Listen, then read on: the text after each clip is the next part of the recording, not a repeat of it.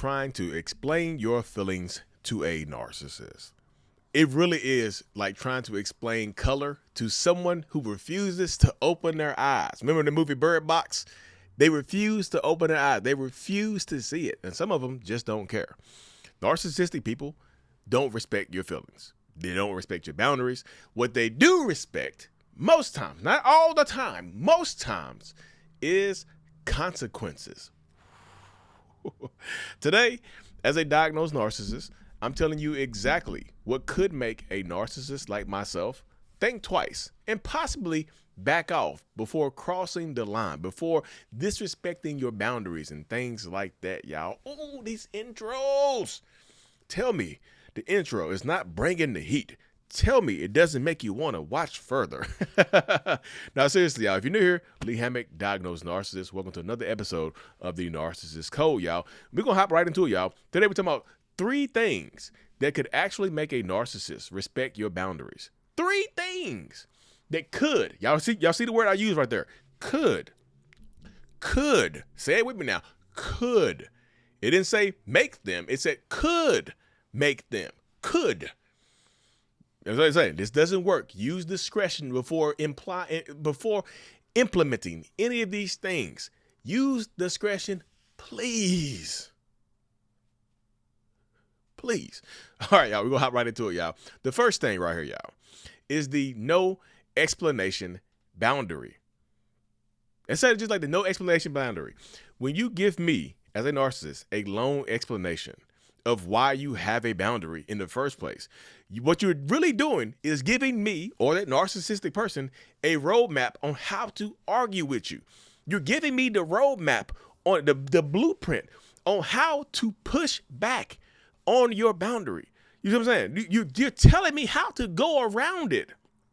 That's why I said straight to the point. What you're actually giving me is leverage. And that's what you need. That's what you need. Look, you need leverage to make a narcissist respect their boundary in the first place, right? Remember I said earlier, they respect consequences. So you need to have some type of consequence. You need to have leverage. If you're arguing with me to try to explain a boundary that you set, then I have the leverage because I have the power. You're going back and forth with me. You see what I'm saying? You're going back and forth with me. So in order to implement this first thing you need, what you really need to do is like use a statement of fact, right? Use a statement of fact. Say, I'm not doing this anymore, right? You say it just like this. I'm not doing, what's something simple? I'm not doing the Kama Sutra anymore, period. No, you don't have to say because. You don't have to say, no, it makes me feel. No, you see what I'm saying? I'm not doing this anymore. You don't need an explanation. I'm not doing the Kama Sutra. I'm not opening this relationship. I'm not going outside of this. I'm not doing this.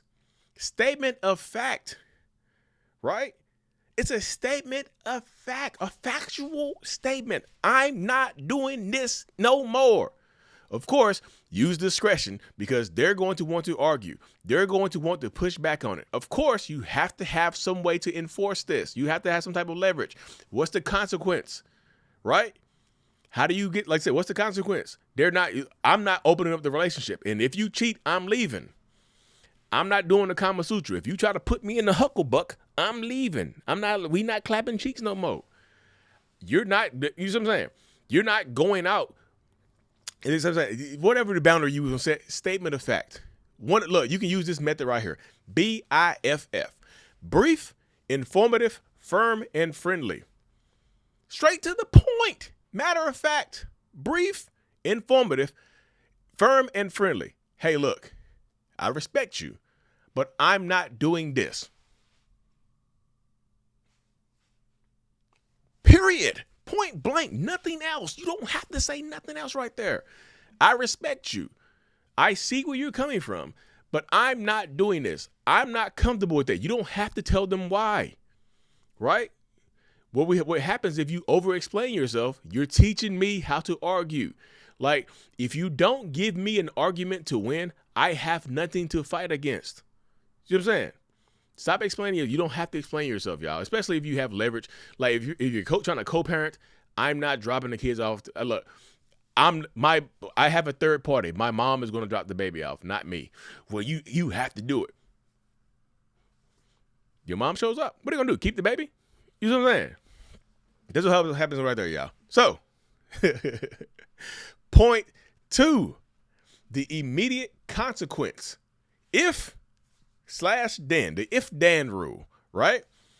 Hey, what ends up happening right here, y'all? Hey, if you set a boundary, a narcissist will test the boundary like an electric fence. Y'all ever seen Jurassic Park when they came to the big fence and Alan took the stick and threw it against the fence to make sure it wasn't electrified? That's what narcissists do. They test the boundary. They test to see if they're going to get electrocuted. They test to see if they're going to get sparked up or stuff like that, right? If there's no electric shock, they're going to climb the fence. If there's no barbed wire, they're going to climb the fence. If there's no slip, no oil on it, no oil slick, they're going to climb the fence. You see what I'm saying? If I come up to it, throw the stick, there's no shock, there's no repercussion, then guess what? I'm going to climb the fence. That's what's going to happen right here, y'all. You, in essence, right here, to implement this one, you have to attach a physical or logistical consequence to the boundary. You see what I'm saying? You have to show them the immediate consequence right here. If you raise your voice at me, I'm hanging up the phone or I'm leaving the room. Boom. If you hit me, you're going to jail. If you cheat on me, you'll never see me again. You see right there. If you go to your female, like this is male, female, right? If you go to your female friend's house, turn your phone off and spend the night there, I will be gone. Then I will be gone when you come back. You'll never hear from me again. If you yell at me, I'm going to block you. You know what I'm saying? If you come to my house, then I'm going to call the cops. If you hit me or whatever the case may be, if you endanger me or you stalk me, I'm going to get a restraining order. Then, right? You actually guess what, y'all? If it happens, then you have to enforce it. Don't have empty, idle threats, y'all. Do not have empty, idle threats. These are just empty threats. If they violate the boundary, and whatever you said, if you told them what would happen if they violated the boundary, if you don't do it, they're going to keep doing it. If they don't get an electric shock, they're going to keep climbing the fence. You see what I'm saying? If the dog does not get punished for pissing on the carpet, they're going to keep pissing on the carpet. If you give them a treat for pooping in the house, they're going to keep pooping in the house. You see? That's how it goes right there. You actually have to enforce it. If you tell them, if you yell at me, I'm going to hang up, and they yell at you and you don't hang up, guess what? You're going to get screamed and yelled at all the time. I know you're going to be scared doing it, but sometimes you have to enforce it, y'all. You have to show them that you're not afraid. Of course, use discretion. Arm yourself. Whatever you have to do. Call the police. Whatever you have to do to enforce said boundary, do it, y'all. Do it. If you yell at me, I'm going to hang up on you, and they yell at you and you warn them 5 times, I told you if you yell at me, I'm going to hang up on you. I told you if you do it, I'm going to do it. They're not going to respect it. You might as well unplug the electric fence. It's not an electric fence anymore. It's like it's a ramp now. It's a speed bump, right? It's not a boundary. It's a speed bump. That's what ends up happening right here, y'all. Point 3, what we're going to call emotional indifference. The so what? You give them so what energy. This is why we fire, y'all. So think about it like this right here. If I cross your boundary as a narcissist and you get angry or cry, I still win because I'm in control of your emotions. That's narcissistic supply. That's validation. If I cross the boundary that you set and you react and don't enforce it and you just cry or you get angry and yell at me, guess what? I got an emotional reaction from you. Guess what? I win. That's why I said you have to have emotional indifference. Don't give them a reaction, right? When they cross a line, don't get mad. Get boring. Remove the emotional reaction from it, right? Like, think about it like this. When you stop reacting emotionally, when you stop reacting emotionally, y'all, you truly become like low reward. There's low reward from it. Like, It's a high cost, low reward situation. I'm risking a lot by violating the boundary. And if you don't react, I get nothing from it. High cost, low reward. Like narcissistic people are looking for the big payoff, right? They're looking for the path of least resistance. That's why sometimes they'll just go to somebody else.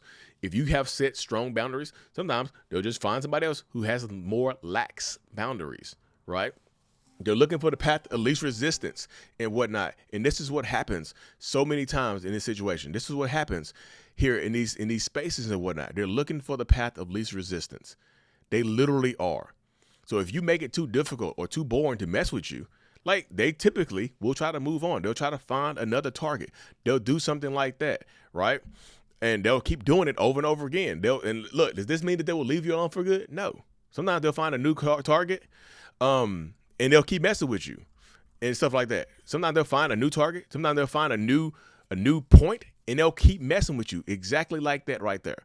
That's the point of narcissistic people, right? The path of least resistance, the lesser target. This is what they want to do. Right? So you have to enforce it. You really, really do.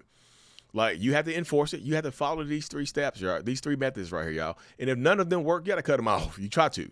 Of course, be safe or start implementing the gray rock and stuff like that, y'all. So think about it like this. In conclusion, it's not going to feel good at first, right? Setting these boundaries. You might feel uncomfortable because it's so late in a relationship. You might feel weird setting a boundary on somebody that you've been dating for years or married to for years, right? You might feel weird trying to implement one of these things. But if you don't, nothing changes if nothing changes, right?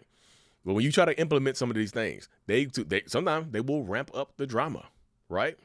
They will ramp up the drama. They will try to break you back into submission. They will just try to get you to lower the boundaries, lower the guard, behave like you previously behaved. Let me do what I previously been doing. But if you hold that line, if you stay strong, if you don't give them that emotional reaction, the situation has to change because you aren't playing the game anymore. Look, be the wall, become the wall, not the mirror. That helps you heal. That helps you move forward. That helps empower you right there, y'all. Be the wall, not the mirror. Try these, so think about it like this right here. What is one boundary? Leave this in the comment section. What is one boundary that you've set with a narcissist that actually stuck? Or what's one you're struggling to hold right now? Drop it in the comment section, y'all. I'm responding. Y'all know I respond to the comments. Y'all know I'm always in the comment section. And look, you want to do a one-on-one, take one of my courses or whatnot, join my groups. Everything you can find is at mentalhealness.net, y'all. Mentalhealness.net. All the other good stuff is there, y'all. Hit the subscribe button, and I am out. Peace.